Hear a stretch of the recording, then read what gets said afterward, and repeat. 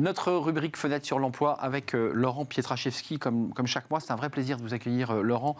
Vous avez votre cabinet de consultant Grenelle et vous êtes ancien ministre. Vous avez été en charge de la réforme des retraites, mais aussi de la santé au travail. C'est important d'en parler. Et aujourd'hui, focus avec vous, c'est très intéressant sur la qualité de vie au travail, on est bien d'accord, mais vous avez envie d'aller un peu plus loin.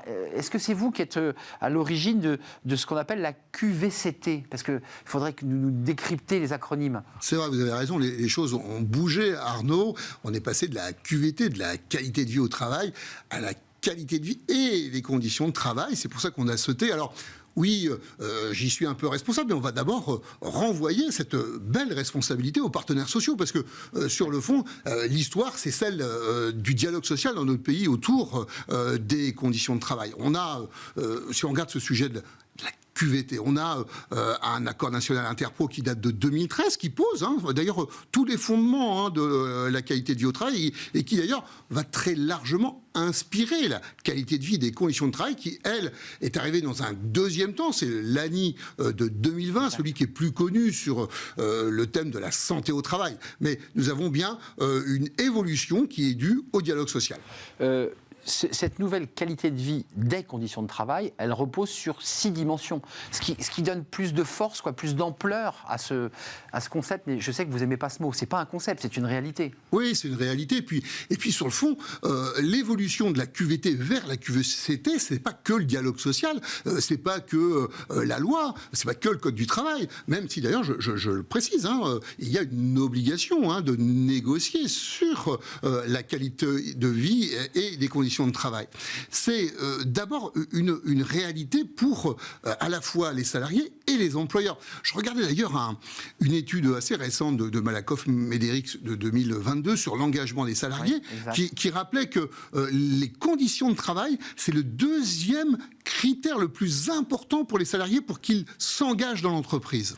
Les 6 critères, c'est quoi? Parce que il y a le dialogue professionnel, le dialogue social, vous l'évoquez, et il est le fruit d'ailleurs d'un dialogue, mais il y a la santé, les compétences, le parcours. C'est très riche en fait ce concept-là. C'est vrai. Et d'ailleurs, c'est un peu le risque, c'est pour ça que vous avez utilisé concept, et puis pas tout à fait tort. Le risque, c'est que ça a été... Très large. Oui, très large, et peut-être trop large. C'est pour ça qu'il fallait rajouter le C de conditions de travail. Parce que quand on regarde le sujet à l'origine sur 2013, on s'intéresse à l'ambiance, à la culture d'entreprise, à l'intérêt au travail, aux conditions de travail, mais aussi au sentiment d'implication, au degré d'autonomie et de responsabilité, à l'égalité professionnelle, au droit à l'erreur, à la reconnaissance du travail réalisé. Alors effectivement, là-dedans, Arnaud, vous avez raison, les employeurs, les partenaires sociaux en général, dans les entreprises et dans les branches, ont parfois choisi d'attraper plutôt une partie qu'une autre. Et pas d'embrasser l'ensemble. Ben oui, et puis le risque, on l'a vu, c'est de travailler plutôt sur l'ambiance de travail.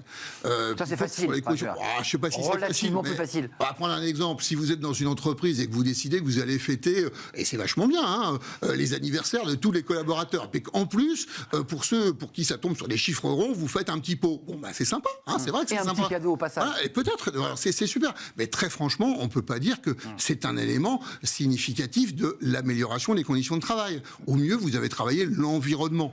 Mais vous qui portez ce sujet et qui l'avez finalement porté sur le plan, j'allais dire, politique, la QVTC ou la QVCT, vous voyez, quand on a des DRH sur ce plateau, ils continuent à nous parler de QVT. Oui, parce que... C'est pas encore rentré dans le vocabulaire, et donc si c'est pas rentré dans le vocabulaire, c'est pas rentré dans leurs habitudes. Sans doute d'ailleurs, parce qu'on n'a pas beaucoup d'accords sur la QVCT, puisque c'est nouveau, c'est rentré en tant que tel dans le Code du travail fin mars 2022. Donc c'est jeune. Oui, c'est vrai que c'est jeune cette notion-là. Je vous prends un exemple d'un endroit où ça marche bien. Je regardais pour partager avec vous lors de cette émission l'accord qui a été passé sur la QVCT chez Ramsay. Ramsay est une entreprise qui, on le sait, ce sont des professionnels de santé regroupés dans des cliniques, et ils sont sur un marché de l'emploi qui est particulièrement tendu, parce que trouver des professionnels de santé, c'est pas facile.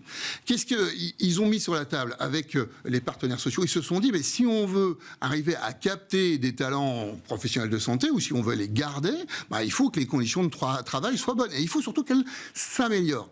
Et pour faire une bonne QVCT, si on veut la recette, il faut certes l'engagement des employeurs, l'engagement des organisations syndicales, des représentants des salariés, mais aussi et surtout l'engagement des salariés. Et chez Ramsay, ils appuient leur politique, leur stratégie, leur plan d'action sur les remontées des salariés. Et ils ont lié... Ça part du bas. Voilà, ils ont lié le niveau de satisfaction. Vous savez, ils ont des enquêtes qui mesurent le niveau de satisfaction. Le thermomètre. Voilà, le thermomètre. Eh bien, ils sont allés identifier avec le niveau de satisfaction... Et on bâtit collectivement, finalement, la stratégie. Exactement, les éléments d'insatisfaction. Très souvent, dans les entreprises, on se fait plaisir avec le niveau de satisfaction. On n'a pas trop envie de demander c'est plutôt pourquoi... l'insatisfaction, il faut aller voir. Eh bien, c'est l'insatisfaction et surtout, pourquoi vous êtes insatisfait? Parce que quand vous analysez ça, vous êtes à même d'écrire vos plans d'action. Juste un tout dernier mot, parce que celui-ci est intéressant, c'est l'absentéisme. Vous évoquiez évidemment les dégâts aussi que peuvent provoquer les organisations, et on l'évoque souvent sur ce plateau, mais c'est aussi la QVCT, un outil pour réduire l'absentéisme. Ça, c'est un sujet important. C'est vrai,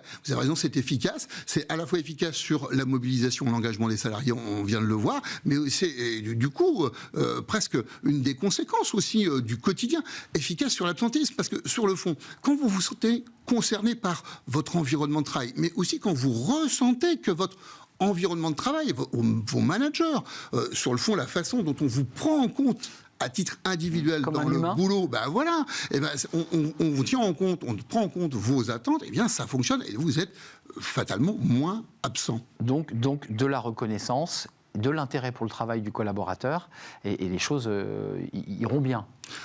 C'est un des éléments qui permet, mais... bien sûr, alors ça paraît simple, et pardon pour ceux qui nous regardent et qui se disent oui, il a dû oublier le moment où il était DRH dans un hypermarché, mais en vérité... vous flagellez vous-même. Mais c'est un bon levier, c'est ce que j'explique tous les jours quand je suis interpellé par des dirigeants, des DRH, c'est ce que j'explique toujours, c'est un bon levier et ça fonctionne. Examen de conscience, c'est intéressant aussi parce que dans votre parcours de vie, vous avez été effectivement au sein d'un grand service DRH, d'une très grande entreprise. Merci Laurent Pietraszewski d'être venu nous éclairer sur ce concept, parce que les DRH, maintenant je vais les challenger sur le plateau, c'est QVCT, on ne dit plus QVT. Merci de nous avoir éclairé, Laurent Pietraszewski, à la tête d'un cabinet de conseil Grenelle. Merci à vous, merci de votre fidélité, c'est un vrai plaisir de partager cette émission comme chaque jour. Merci à toute l'équipe, Raphaël à la réalisation, merci à Alexis au son, et merci à l'équipe de programmation, bien sûr Nicolas Juchat et Alexis que je salue. Merci à vous et je vous dis à demain. Bye bye.